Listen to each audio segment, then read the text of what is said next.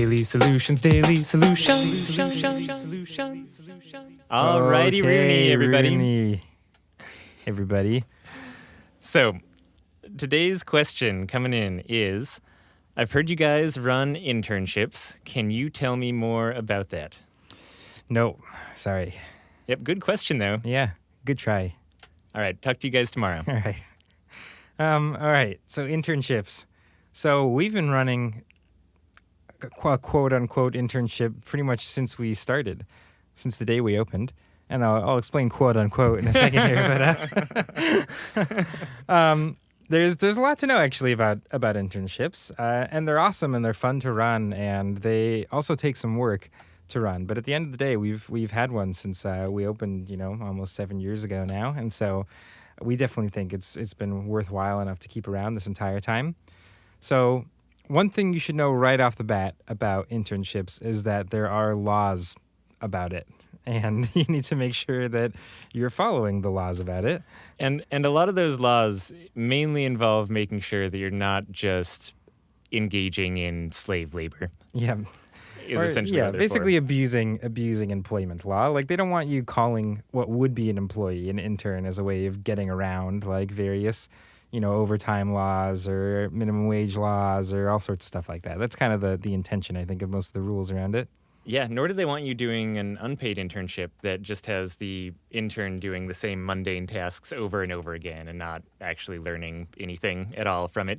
So yeah, let's talk about it. And actually, the federal government has a little one-page document that kind of explains the general rules around internships.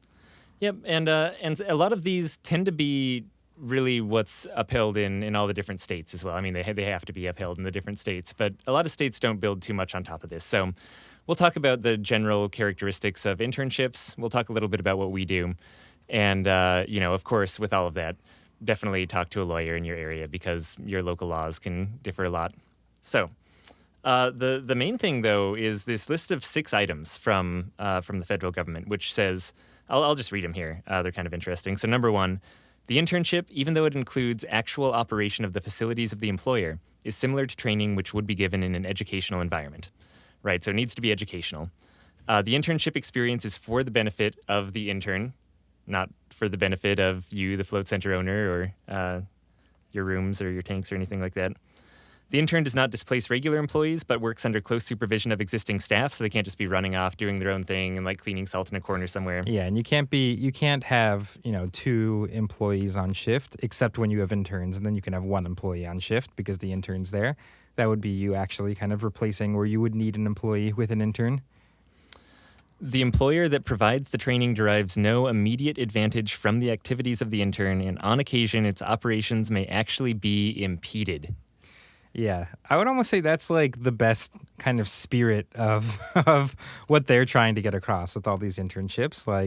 As best as I can tell, if it kind of feels like the internship is more of a burden for your business than necessarily a help, you're doing it on the right edge of correctly in terms of the legal point of view.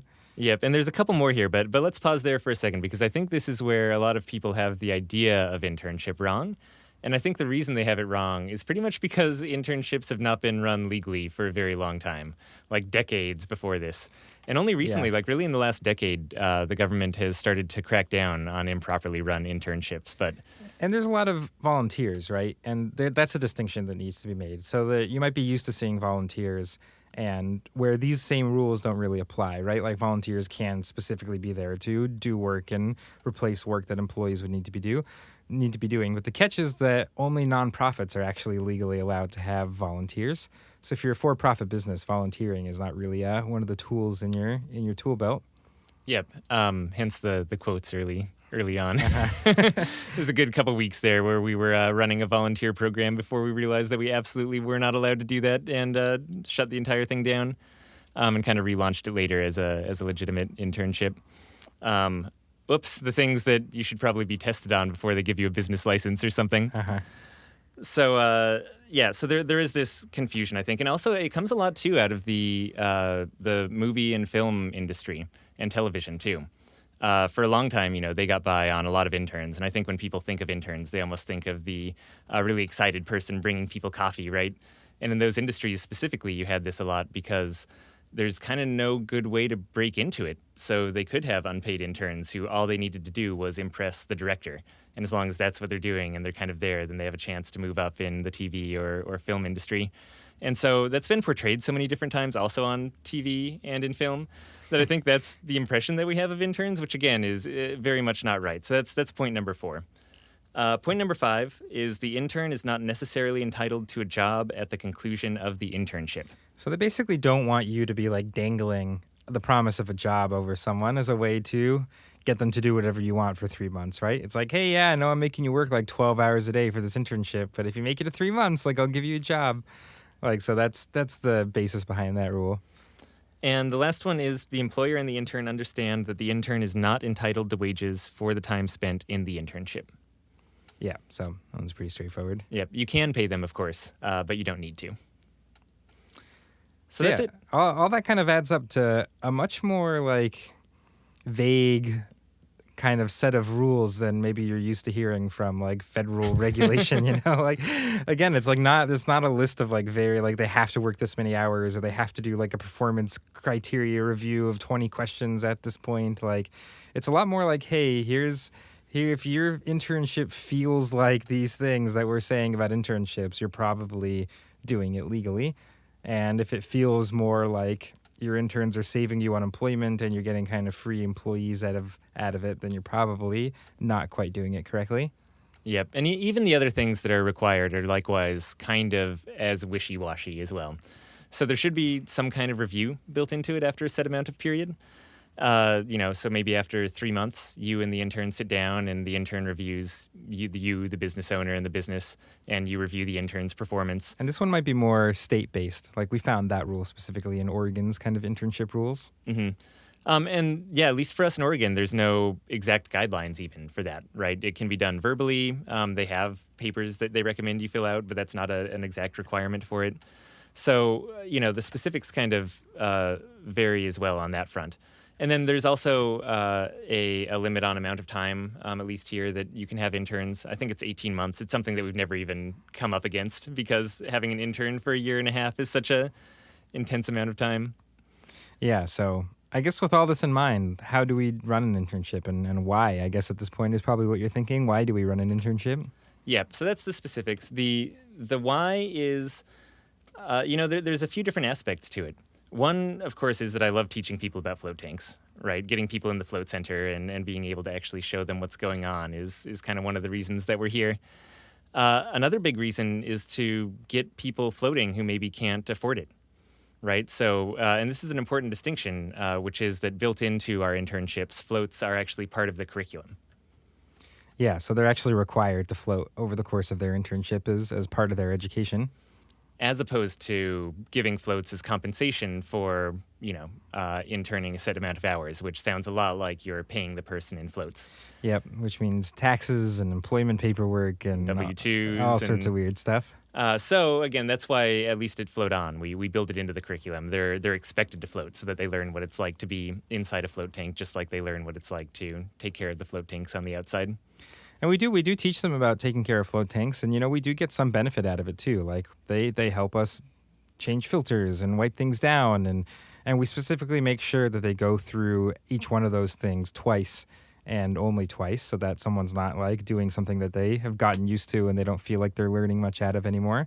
But there is still some benefit for us there, but it is still very hands-on too. We're there showing them how to do it, walking them through it. And at the end of it, they actually do learn how, float tank maintenance takes place. And I think one thing, I can't remember if this was federal or Oregon specifically stated this even more clearly, but somewhere in the rules we were reading, they wanted the information that the interns were learning to specifically be transferable to other businesses too. So you can't really teach them things that like were they to go somewhere else would be of no use to them. So at least with float centers, if you're teaching float tank maintenance, that is knowledge you could take to another float center at least, and it would still be true. And probably to, general pool maintenance and stuff like that too. Yeah. Despite us being a really specific business, that still is definitely encompassed. So, that kind of is that nice happy medium that we found between like them coming in and helping us with cleaning and stuff like that, but also it actually feeling like a learning environment where they do come out of it at the other end with some knowledge. And the nice part about that, too, is at the end of someone's internship, they've now floated a handful of times, and they know how the float tanks work, and they operate and everything like that. And that means they tend to be some of like the best float evangelists out there. If someone asks that person about floating, not only have they floated 4 or 5 times and they have a much richer kind of knowledgeable experience about the float itself, but if someone starts asking like, oh, well, that sounds kind of weird. You're hopping in with someone else's like water. Isn't that dirty? Then you'd be like, actually, like, here's how the filtration system works. And they're really armed with like a good, group of knowledge to be able to tell people exactly about this and that and answer people in a much more educated way than your customers would. Right? I mean, like, other than the actual staff of a float center, our interns probably are the best educated of any of our floaters, like even more so than our most regular members who have been floating with us for years, just because the interns actually know the ins and outs and how the pump system works and those little details. And while you're not allowed to promise them that they'll have a job at the end of their internship, you are allowed to offer them a job at the end of their internship if you like them. And so it's ended up being a really great source of employees for us. Because if someone comes through your internship, I mean, first of all, you know that they love floating. Like, it's pretty much the reason why they're in your internship. You know that they'll put up with you. Yeah. You get to see them do the actual work they would be doing were you to hire them. And you get a much longer period of time to get to know who they are than, a 30-minute interview where someone has their, like, interview face on. So right. For us, I mean, some of the interns we've hired had been hanging out for, 6 or 7 weeks interning with us, or even more, sometimes up to months. Yeah. And during that time, you really do get to know a person. And plus, if they are willing to hang out for months at a time without being paid, for them in order to learn about the float tanks and to get into float themselves, that's kind of the person who you want to be in your float tank center all the time.